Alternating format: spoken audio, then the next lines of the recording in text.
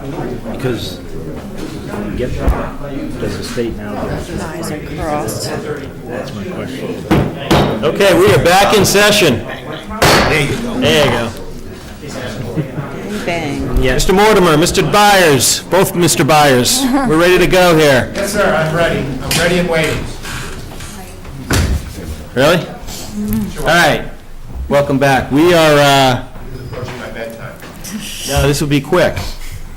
This will be quick, I think. So we wanted to pick up the conversation where we left off, and that had to do with the concept of, how does or how could an override bring us to our minimum local contribution of the percentage that we're trying to get, that additional 8%, and how would that work? So, and I think, Mr. Mortimer, you suggested, can we use this override to bridge that gap we know is coming at us and somewhat, deal with it in a controlled fashion? Fair? Yes. And Mark, you wanted to revisit the question? Yeah, I was just thinking, if we used this override to meet our full, get to our target share where we want to be, if we get there, does the state then begin to give us additional funding, or do they just say, all right, you're there, and now you're there? I mean, what's the...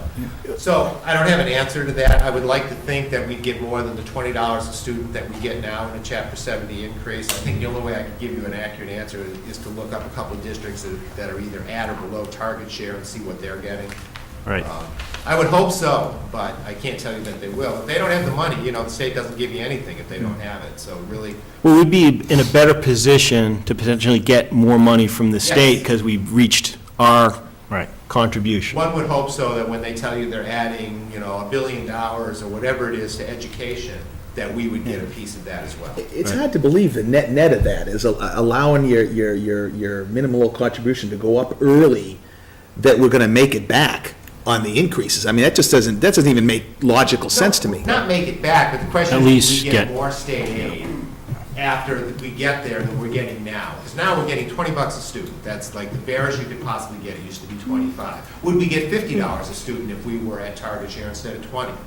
I don't know. Yeah, but I know, I understand what you're saying, but I find it hard to believe we'd make up as much as we would give up on moving early to the target share. To me, there seems to be other better mechanisms to do that, like the override goes through. First few years, you're using some amount of that money on CapEx projects, stuff that doesn't increase the budget, and keep it going, so that you can put up with a lower increase from Mendon every year, even though the minimum goes up. That's the kind of thing I expected to happen over the next few years, and whether it gets us by that point or not exactly, it's tough to say because there's so many factors, but I gotta believe it's damn close.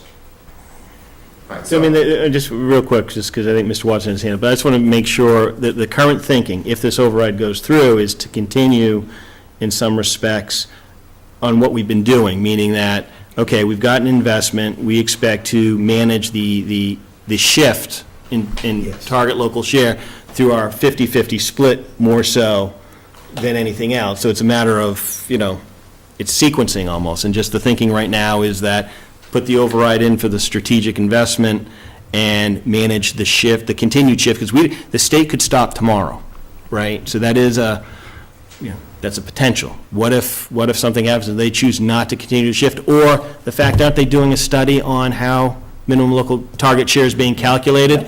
In the same way in '07, it became based on, EQV plus, I think, income.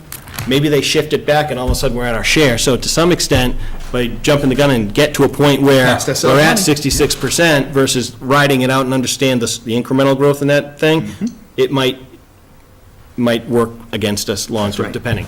Maybe Mr. Watt? we can get them to base it on the number of questions Mr. Watson asked. Oh, now, hey. No, I'm actually, Mood. I know. I'm the only one that gets to be sarcastic and interrupt, both things. Sorry, I'm not putting up with that. Okay. Mr. Watson, you had a question. As Mr. Byer pointed out, there are a number of districts that are already at their target and some are past their target. So I'm very interested in the answer to this question because I would support getting that money. If we contact the state and say, hey, we want to get there tomorrow, first of all, I don't think there's anything holding us back from doing that.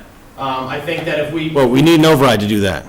Well, what Just I'm saying. saying. What I'm saying is I don't think we have to ask the state's permission, but once we get there, we say to the state, hey, we're at target. And I can tell you that I've had many, many long conversations with our state representatives and a former state representative about this issue, and they don't think that the formula is going to change much at all, and they certainly don't think it's going to go backwards. So I think it's in our best interest to try to hit our target, just so we put ourselves in a better position.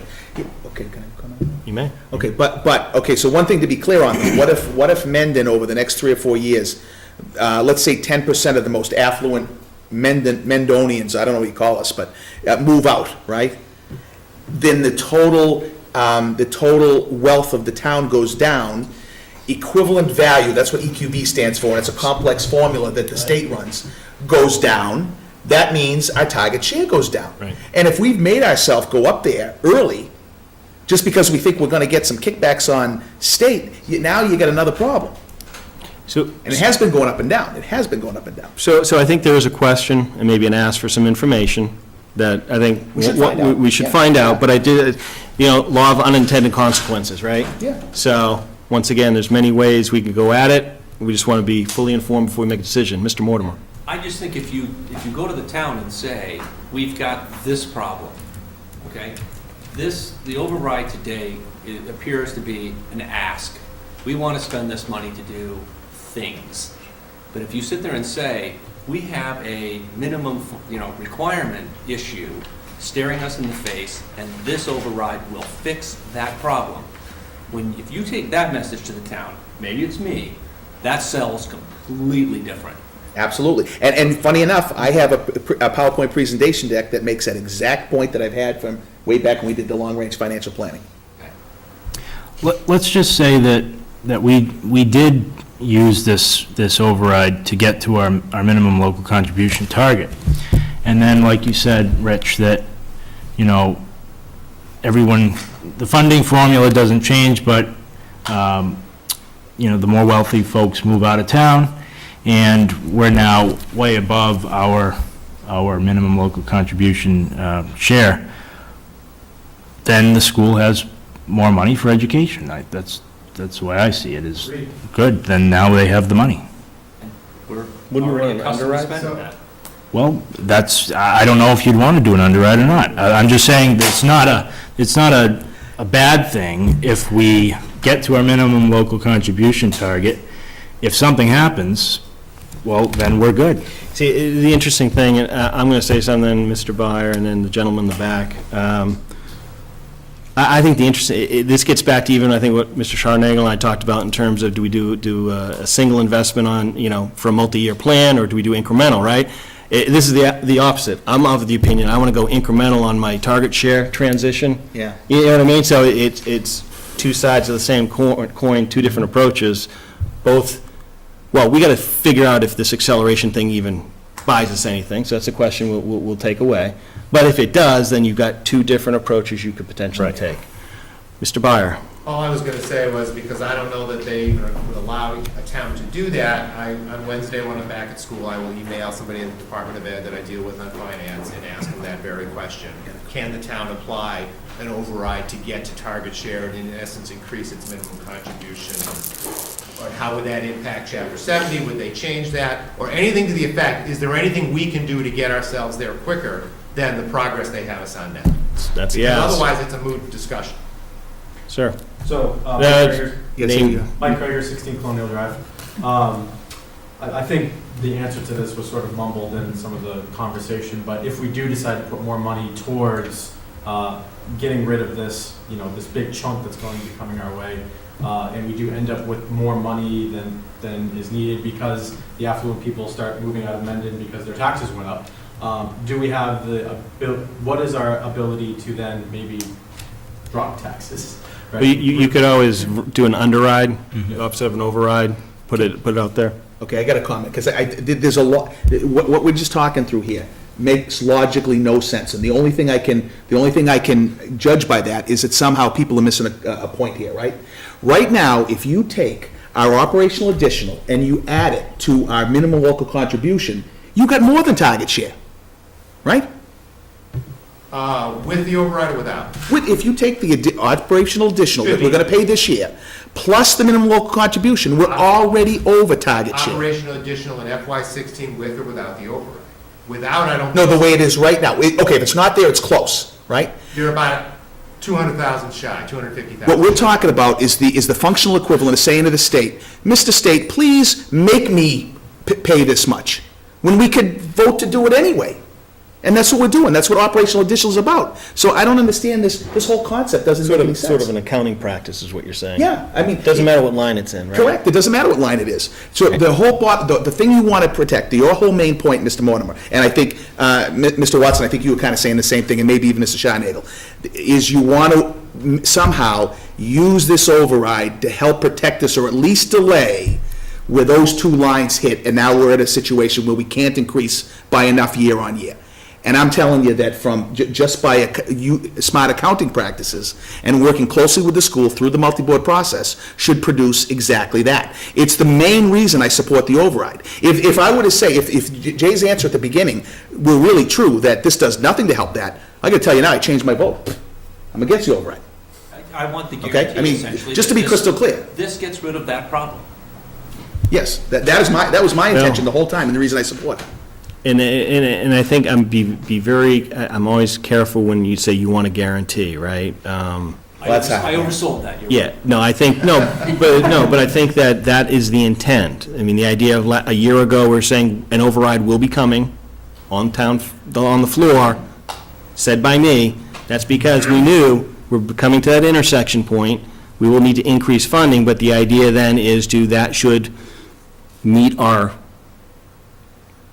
funding challenges, both for strategic and the shift, right? And the shift, in this case, was intended to be gradual through 50/50 or through the annual appropriation process. Does that make sense? Yeah. I'm more than happy to share with you a relatively complex spreadsheet, which I'm happy to explain, that draws out the lines that we're talking about. You see the number of factors and variables that go into affecting that, right? You can see how complex it is, and you can get a feel for when that happens. And I'd say every year we've reevaluated, it's a little bit of a different time depending upon the inputs. Not hugely different, but a little bit. So, Mr. Watson? I just need some clarification here, and I hope that the smarter people in the room will listen closely in case I make a mistake here. So earlier in this meeting, we had some lengthy discussion about where we're going to cross that point. We actually got up and we drew a little chart to indicate where we might be. Yet now I just heard that with the operational additional and what we're going to contribute this year from the Mendon side, we are basically almost there. So if that's the case, there's a mute issue. This is not a concern for us because we're almost already at target, correct? We're I think, and Rich, you can speak to this, but I think what we're talking about is if you look at the budget as a whole and the funding, we have operational additional that we're moving in. We're taking previous overrides, right, to help fund our minimum local target contribution. So in a sense, I guess I'd say, the budget's not as increasing. You take this one. It's getting late. I understand what he's asking, I can answer it, I think, I'm not sure that that's exactly right. So we're approximately, I think the number you read, Mark, was 540,000 shy of it. Operation additional next year, if there's no override, is about 330,000, so we're, in essence, that's why I say we're 2 years out. So yes, in 2 years, if we don't do anything, we'll probably have enough to fund the school district at foundation budget. We'll be one of 4 districts in the state that do that, and we will have gotten to target share. Right. The question is that what you want? Your school district is to be one of 4 districts that fund at target share and nothing else. But I also, we're funding above target share now. So in 2 years, we're funding at target share. Well, foundation budget share. Foundation, right? We're above foundation right now. We're above foundation. In 2 years, if we do nothing, we'll be at foundation. So so if we do. 83 years. You know, So we're at 113% above foundation now. State average is at 119. This is intended, this investment, if the override goes through, to bring us up to state average of school funding. Right. If we don't do anything, we're going to see that 113 drop down to 100. Exactly, yeah. Is that fair? But the key thing both of you just said that addresses, I think the question Mr. Watson was asking, is that line and when it happens, it's if we do nothing, right? We're trying to do something so that we don't hit that. Because there's not, I mean, I would say in general, for me personally, I don't want to fund my school system at foundation budget, because I don't think that's going to be a very effective school system. Right. I don't So, wanna either. Mr. Mortimer first, then Mr. That's Watson. the question I had. If we're still going up by $300,000 per year, you know, we are still increasing the budgets year over year. So we may be at a foundation budget, but that doesn't mean we've lost money. Well, all that means is we're spending more. That doesn't mean the school gets more. Right, if we do that, then, I mean, basically, if we're funding more, think of it, the state's giving us less. Right. In Chapter 70. That's the shift. Chapter Right. 70 goes down, our investment goes up, but the dollar amount stays the same. That's right. It's a shift in the pie. Exactly. But that increases somewhere in the 300 some odd $1,000 per year. That changes where the money's come from, but that does not necessarily give you increased investment, you know, in the school. Does that make sense? It's just sort of maintaining status quo. So that wouldn't take into account increase in you know, utilities and things like that, and just day-to-day stuff. So, CPI. right. Mr. Watson, you had I your, was just gonna say, I'd really want us to, I've heard the state average thrown out a couple times now. I would really want us to drill down on that number, you know, student data, how many students they have, how many special education students they have, what their population is, because we're Mendon, we're not the rest of the state. Well- We gotta worry about what we need and not try to hit some goal that is really obscure, we don't really know what the data points are. I think it's just an indicator. I don't think we're necessarily it's an trying to hit- indicator, yeah. but I also think that it's relative. By looking at that percentage of foundation, then, you know, I mean, even foundation, I would think our foundation compared to BBT's foundation is different, right? Yeah. Right. Considerably. So. For the record, I don't think we should be at foundation either. Right, but I think that type of metric at least gives you a relative comparison point, some context, right? And I think the thing that I would say is we're below average. I'm not sure if that's good or bad. I have an opinion, but I think if we do nothing, we know we're going to drop down to foundation. Yep. Well, and the other thing too is, you know, not all of us may agree with this, but Mendon is looked at as a more affluent community than a good portion of the communities in the Commonwealth now. You know, it's kind of like when kids apply for college, and they tell you you have all this disposable income to pay for it, and you can't figure out exactly where that money is. But we are considered a more high income, we're actually considered a more higher income property value town than Upton is. Right. That surprised me when I looked at that data, but that's where we're viewed. So we're in the top 100 of the Commonwealth, we're not in the bottom 100 of the Commonwealth. Mr. Sharnick? So I guess maybe I'm in the minority, but just because, you know, I don't see being in the top 10 in spending automatically makes you better. You know, as I said earlier, I want to see value. And, you know, I understand what you just said about being at the average, but it's a number. And just because the average spent is $25, maybe that's far too low, maybe it's far too high. You know, these things are all relative. You know, because you come from a wealthy home doesn't mean you're automatically going to be this or that or the other thing. And just because we spend a lot in our school system doesn't mean the schools are that much better. So, and I'd go back to, I mean, this is going back to something you mentioned earlier, and I think it's probably worth doing, is I think getting some information on bang for the buck, right?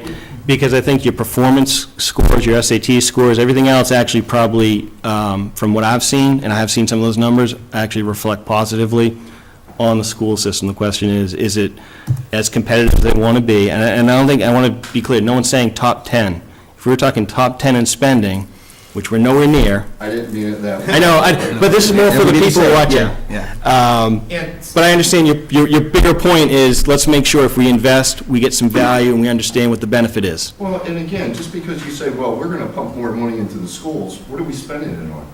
Do you know for sure what you're putting in is going to get you that back out? Well- You know, we talked about that, and you know, okay, is an iPad worth it? I mean, just pick anything. But just because we're spending more money in the school system doesn't automatically translate to better SAT scores, grades, et cetera. Fair enough. There's no guarantee of that either. But then again, there's no, you know, the other side of the coin, right? That's So I right. think what I'm hearing is, almost back to the transparency question in terms of, wouldn't it be nice to see the way A&D funds or surpluses are allocated so there's less questions?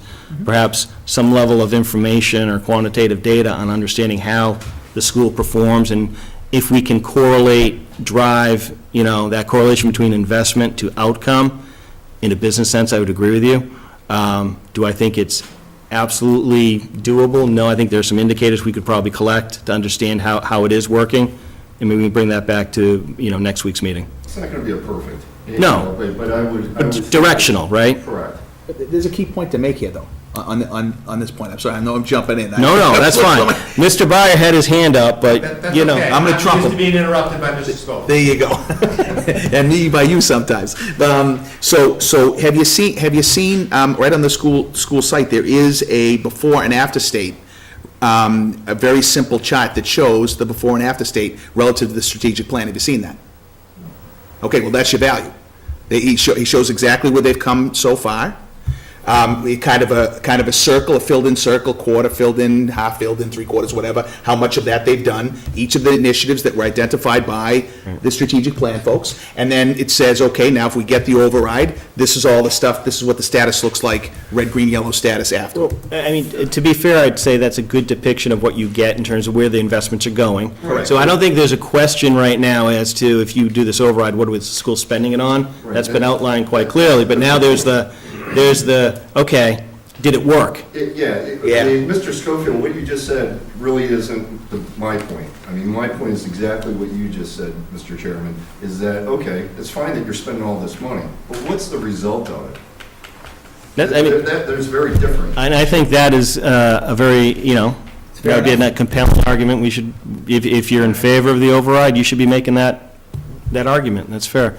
Jay? So, and I don't know if it's in the presentation that was done at the open hearing, or if it's in some other data. The internet's not working super well right now.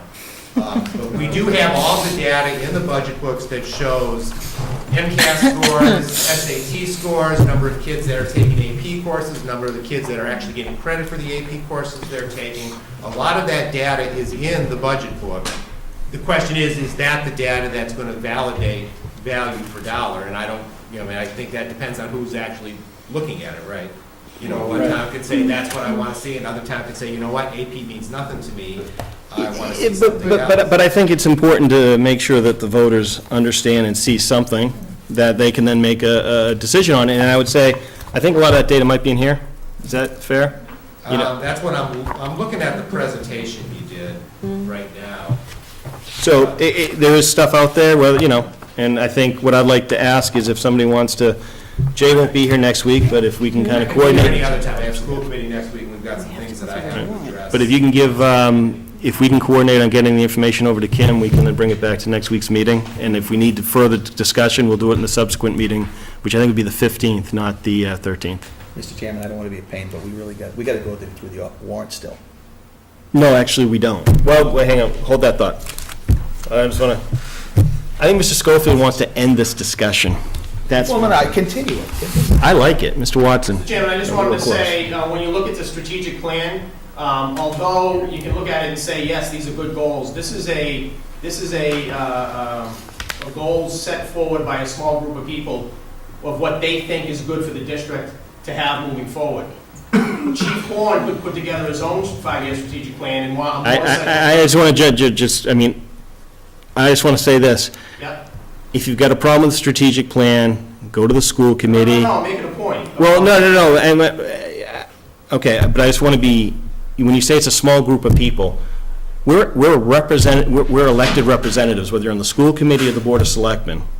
So if that small group of people, in conjunction with the administration, choose saying, this is, we think is a good idea, and they've sought input from other people, and then they bring it and get certified by the school committee, people we've elected. I'm not saying it's a bad thing. I'm saying it's their vision for what they think Right. is needed at the district, okay? So now we try to spend to that, which we're doing here, correct? Now we make a decision if we choose to support the investments being asked for, yes. All I'm saying is, any department could do this, could put a 5-year plan or a strategic plan in place. Right. And part of their plan, the police department would be Chief Horn with a group of residents that he got together, think every cop should ride a motorcycle.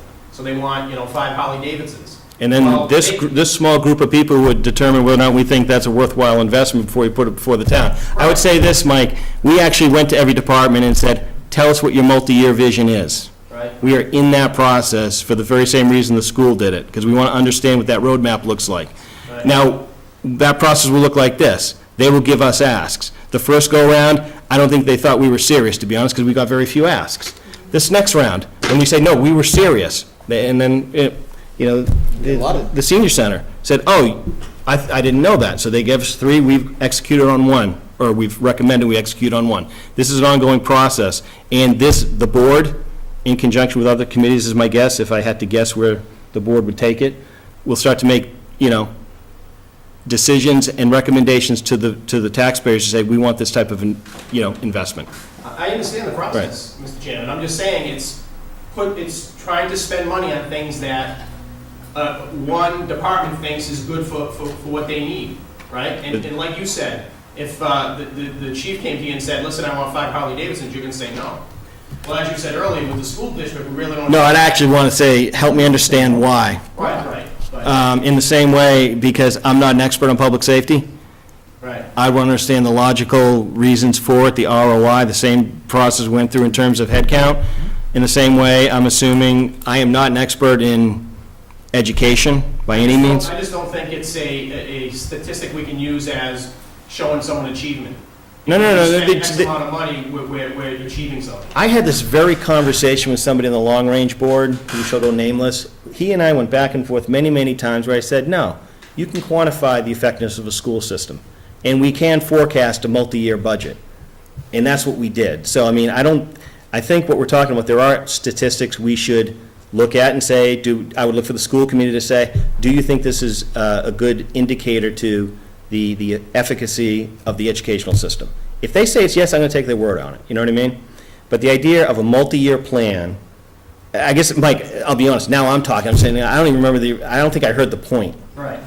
Well, the positive student outcomes is your gauge.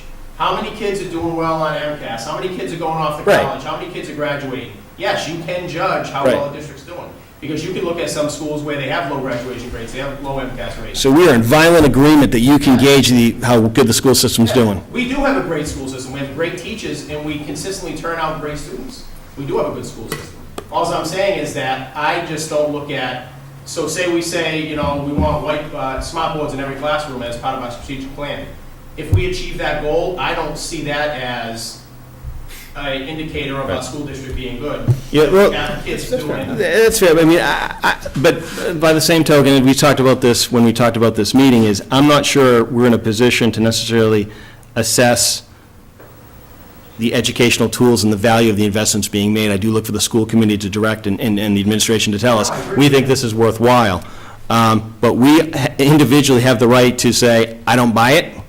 I don't see the direct correlation between that tech, investment with that SAT score. We can do it with, blackboards. It's fair. Individually, we will kind of make that decision, but I do think it's incumbent upon us to make sure indicators from the school system are available for people to understand, is it good, is it bad, and let them form an opinion. Yeah. So what I want to do right now, because we do have one more, another topic, and that is the town meeting warrant we want to get back to. I just want to walk through, I've got 10 items here that I captured of maybe additional information folks may want to see or have us bring back. And I think some of this, Jay, will be in conjunction with you or someone from the school to make sure we understand how we can do this. In general, first question, what's the impact of declining enrollment on costs, overall budget costs? And I think what I'm saying, what we hear is there's a direct correlation. If our head count goes down, our costs should go down. And if the school's suggesting we're increasing head count, I think there needs to be an understanding of how programs, support staff, et cetera, are being utilized or not utilized to understand why the number goes up that intuitively you expect to go down. A view of per capita growth in the town budget, going back to the original question Mr. Mortimer asked, in terms of that view of the spreadsheet, why don't we look at per capita, what's the growth look like? Is that still a need? Yep. Okay. And along the same lines, per student spending, some context around what are we spending per student, and maybe how that looks in context to surrounding districts. And I think we might have some of that back to the long-range stuff. Just out of curiosity, if these are questions you're going to want me to try to get answers to, you're going to email me those questions so that. Oh, yeah, I'm going to write this up, and I'm probably, I think we're going to figure out if we have some of it ourselves, but anything we need help on, we'll send to you, and if you can get back to us. Just if you're expecting me to remember everything you're reading as you're going through it. No, you're not, Again, come on. It's past my bedtime. Okay, sorry. In general, there's a lot of talk about iPads. I'm not sure if there's an ask out there for the value around the iPad initiative. I think it had to do more with the efficacy of why we're one-on-one is important. I'm seeing a head shake no. If we don't need to do that, I'm going to just table that one. All right. Fully loaded cost around teachers, and I think school staff was an ask. All employees, not just teachers, correct? That links back to the first question. Right. FY11 to FY16 growth, I have here 4 million. I think that might have been a statement. Mike, that was one of your questions. Do we owe you anything in that space? No. Okay. The dollar amount, percentage cost to Common Core and Park assessments, that was answered, so I don't think we need anything there. There was no impact. Nothing was spent. Right. Surpluses, this is one we want to understand. Surpluses prior to certifications, we understand how at year-end investments are made prior rolling to E&D. We talked a lot about it. I think we just kind of cement that, pull the numbers so we have one thing we can look at. Question on the dollars to bridge the shift. I think we covered that. That's like $500,000-600,000 based on the email you read, right? But then that led to... I'm gonna follow up with that a little more. Okay, so we want to know what the amount is, but I think that led to a bigger question of, if we accelerate shift, what's the benefit? And Right. Jay, I think you took that one. Yeah, like I said, I'll send an email and ask if we can if that's even allowed for starters. Right. Because that's really what it gets down to. So and the last thing I'd say is to folks that are out there, email questions, we'll take emails at our next session. This is going to be a standing agenda item. I do not expect the next conversation to run us, 90 minutes to 2 hours, but if it does, it does. Hopefully, it'll be a report back out as we get more of this information, we can share it with people. Mr. Watson? Mr. Chairman, I would just encourage anybody that has questions to go to the DESE website, Department of Education, and you can go to the district profiles and get a lot of the information you just brought up. Yep. No, there's a lot of information out there. Sometimes it's hard to find it, but I found it with some help. But yeah, it's a good website, so. It won't be current, it'll be a year or two old. but- Right. So with that, I just want to close this portion of the meeting. Thank everyone. Can I just say, Mr. Chairman, I thought you did a phenomenal job there. I know I'm going to miss you when you go. Thank you. But thank you for coming. It was a good dialogue, and hopefully this continues. The key here is to get the information out there between now and the floor. Can you imagine if we had this discussion on the floor? That's exactly why I'm here. I don't think the moderator would allow it. All right. Well, thank you, and our next agenda topic will be the warrant for the town meeting.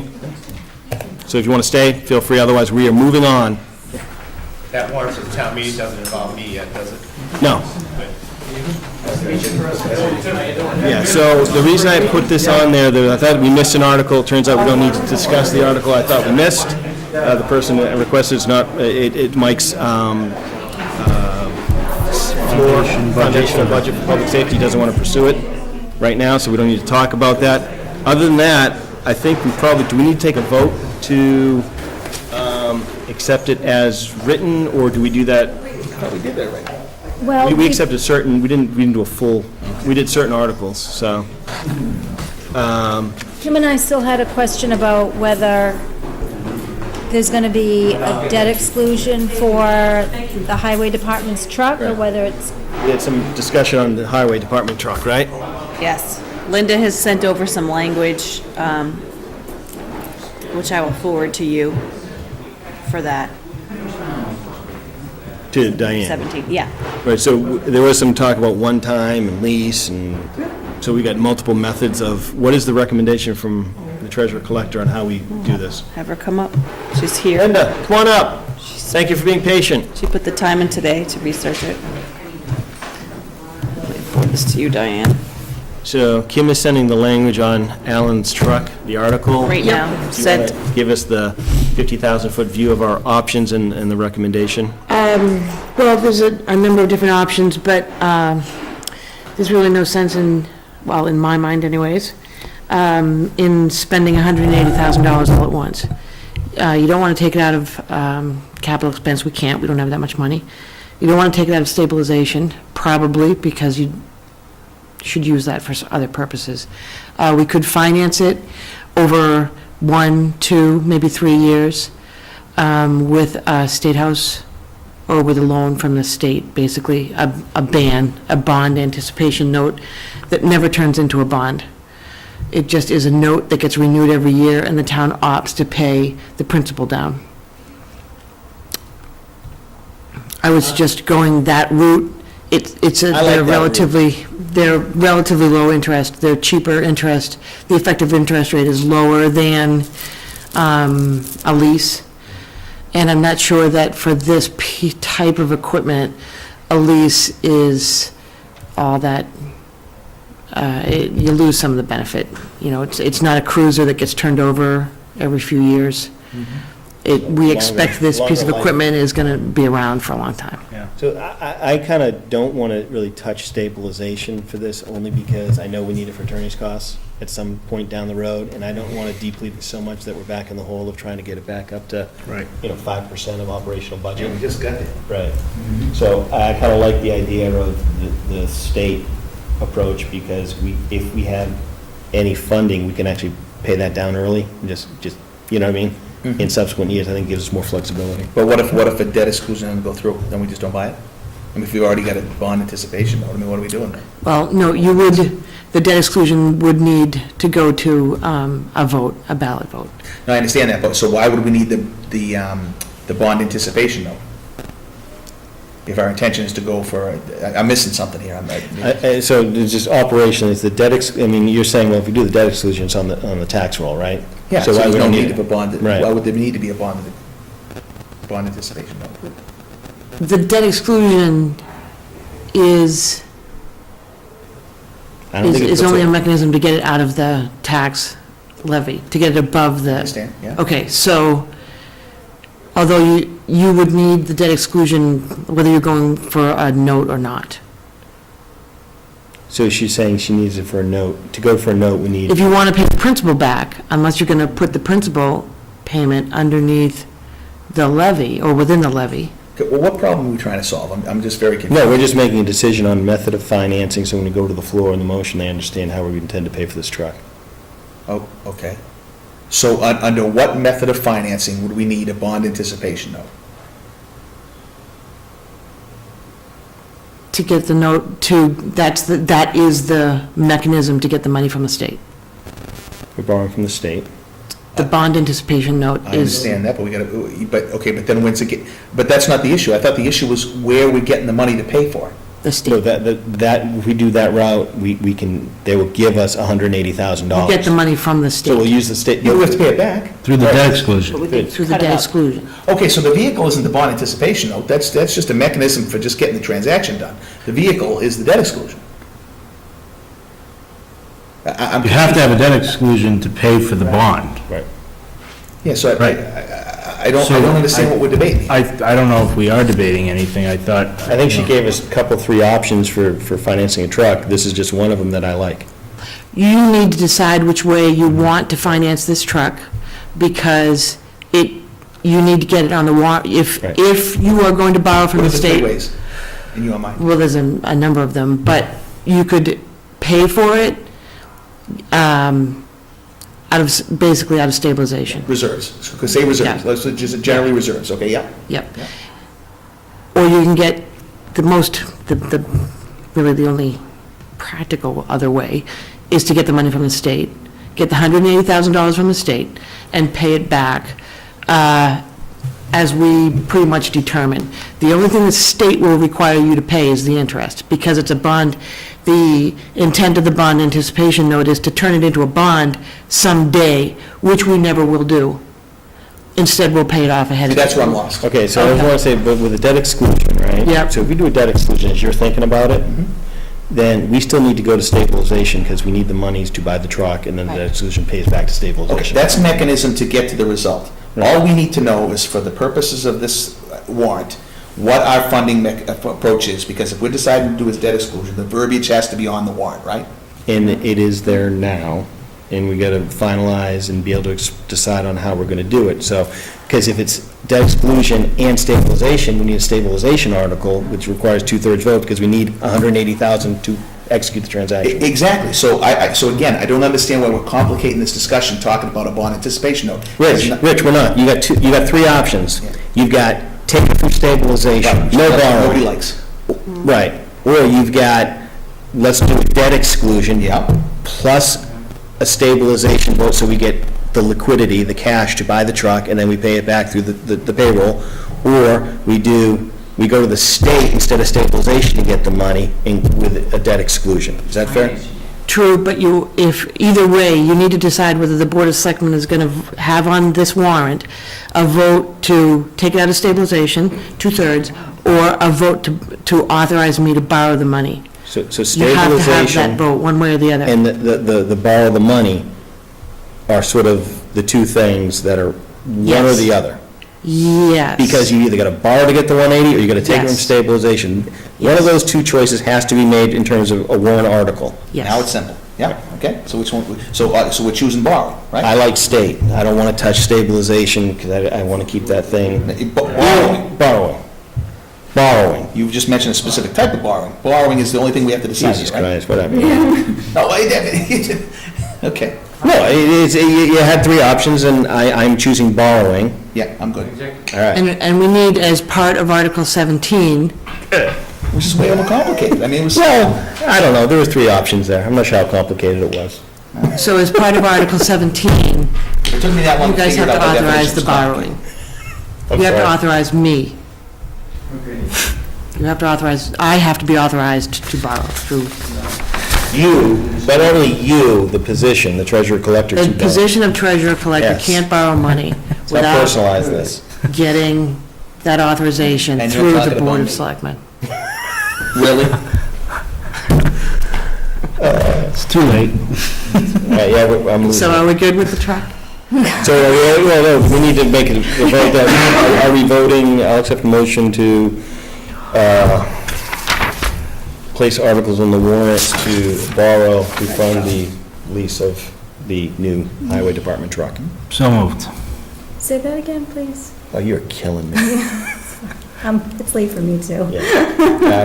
The motion is to use a borrowing mechanism to fund the purchase of the highway department truck, And to give the treasurer authority and to give the treasurer collector authority authority to borrow. execute on that borrowing. I don't ever remember when we had to get that verbiage in a debt exclusion in the article. It's different from the debt exclusion. Don't confuse the debt The exclusion debt with the exclusion, this is borrowing. allowing her to borrow to the state. So we're gonna have two articles on here. You One have to to. go after for the debt exclusion, and another one to allow her to borrow. Yes. The first article will allow us to buy the truck, the second article will allow us to go over the And levy. even if we went debt exclusion regardless of borrowing, we'd have two articles, because we'd need to, I think we'd have two, wouldn't we?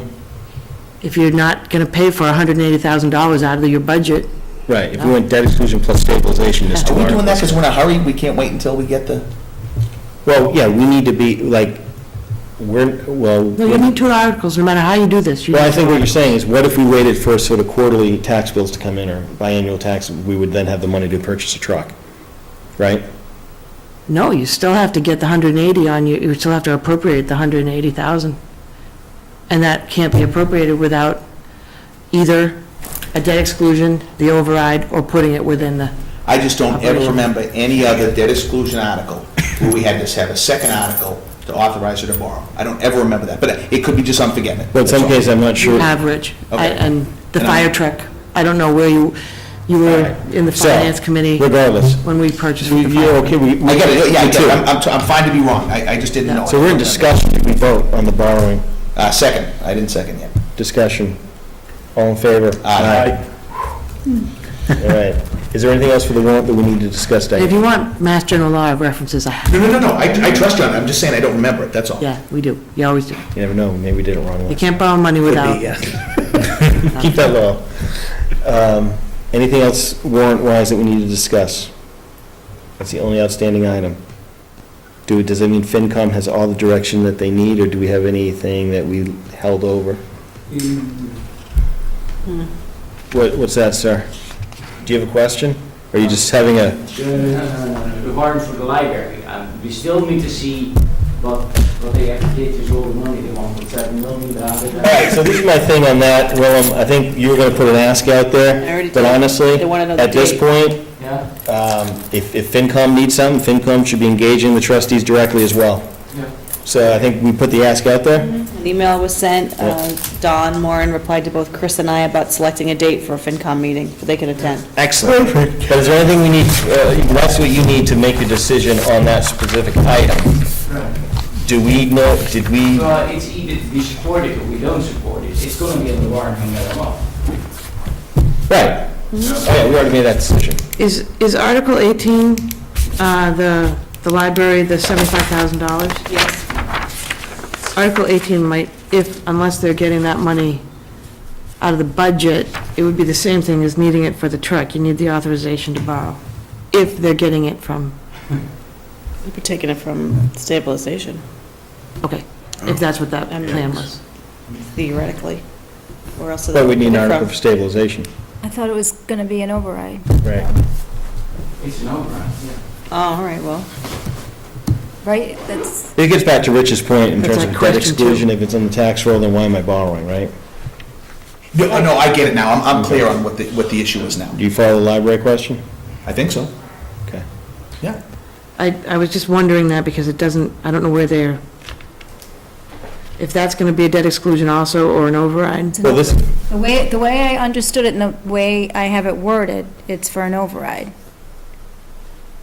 Are you looking at 18? Yeah, but both of them are overrides. It's just one's operational, one's a debt exclusion. Which type are we talking about? Oh, I gotta assume it's a debt exclusion. They don't need to raise the levy limit by 75,000 True. every year. what did we say last time? So that would probably be a debt exclusion too, but if they don't, but if they're going to get that money, if they expect to get that money Do me a favor, from anywhere except take within this the budget, offline, they need clarify another. it. I mean, I think we just, this is more about the protocols Authorizing around. borrow or okay. the stabilization. If there's a question of two-thirds. of debt exclusion versus override, we bring it back on Monday. On the 6th. Because if they do expect to get that out of stabilization, then you need, Well, I think they said override, I mean, yeah. I mean, but it can be an I override, but you think still they're need. looking for an operational override, to be honest. but I mean, it's Oh. at the board's discretion to decide, right, the funding source for their request, so really, depending on which is. I'll be honest, to your point, $75,000 for debt exclusion seems very low, Why don't we, if it's operational. well, the thing is, we don't even know what the Board number is. decides to take That might be worth stabilization. it. They're not, I mean, I can't imagine they're gonna take it out of stabilization. Okay. I can't imagine that you're looking to take anything out of stabilization, correct? No, I was just at 75 or some small number thereof, I might actually think that would be not a huge impact to the stabilization level. You would take it from stabilization. I might, I'd consider it, yeah. Yeah, 75 grand is kind of small, but 180 is different. Well, if I'm gonna need Bob to look at this warrant soon, Yeah, and I kinda need to know which way you wanna go, unless you want him to spend the time writing articles both ways, so you have options, but I need some direction as to how you want the him. only problem, though, if we do that, though, we just, combined with the issue we're gonna have with the Showtime thing, you're just talking about just a farther way to climb back, if we gotta climb back, I mean, I don't know. all right, so do we have a recommendation of the library trustees on how we fund that 75? I guess I'm gonna say debt exclusion. I was going back and forth like you just told, but I think Okay, debt exclusion, and it will then, be infinitesimal to people. Debt exclusion, which is how you're going to pay for it, but where you're going to come up with the money to begin with. And that, then you get back to the same Stabilization. Can it thing. be added to the bond that we already have with the library? But you need to reword some of the, let's go that route, if you can provide the wording. Yeah, we just add it to the library bond, because then it's all together where it's Right. supposed to be, you know what I Yeah. mean? add the authorization into Article 18, the same authorization that was in Article 17 has to be put in Article 18. We'll work together tomorrow. Anything else? Linda, you gonna throw some more curveballs this late at night? No. All right, Is Article 23 the same thing as Article 13? what's Article 23? I don't have it in front of me. 13 is, CPA part of the land. FINO land, of paying the that's to FINO debt? pay it, and what's the other one? CPA community preservation to I think fund they're the gonna FINO land. authorize, It might authorize the money from CPA to Yeah, it continue to shouldn't go to be- Phino? Sorry, it shouldn't be in there twice. It might have gotten in there twice because I was trying to reorganize everything, so all CPC The articles answer to were Linda's together. question is yes. It's the same thing. All right, clean it up. When do we have to Oh. sign this by? 6th. All right. Yeah, don't you remember Mike kept on reminding us that? Yeah. That's funny. But the ballot questions go tomorrow. Right. Okay, guys, I'm done. Motion adjourned. So you're not accepting an emotion to adjourn yet? Okay, all right. Any motion? No motion. Please. No, in all seriousness, are you guys set on what you need from us? I mean, this is the last question. Yeah. For the ballot tomorrow. And is this something that you can answer, or are you all falling asleep? We have everything we need from you. We might need some help from town council to get He's been the Energizer Bunny tonight. the exact wording. He's been Okay. psyched up, you know? All right. No short time is disease for you, buddy. I love it. I love it. All right, now I'll accept a motion to adjourn. So moved. Second? All in favor? Aye. Aye, thank you.